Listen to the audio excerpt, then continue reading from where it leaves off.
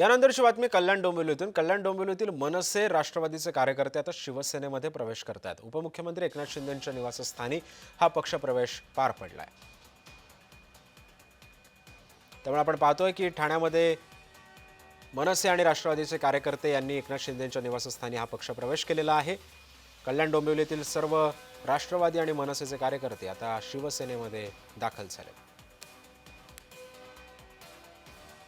आज कल्याण डोंबिवलीतले नगरसेवक राजन मराठे आणि त्यांच्या सुविद्य पत्नी ज्योती राजन मराठेताई, त्यांचे उपशहर अध्यक्ष किशोर कोशिमकर, सूरज मराठे, रवींद्र बोबडे, संजय तावडे, केतन खानविलकर, सुधीर थोरात आणि आता आपण पाहिलं की शेकडो पदाधिकारी, त्यांचे प्रमुख आज त्यांनी शिवसेनेमध्ये प्रवेश केलाय.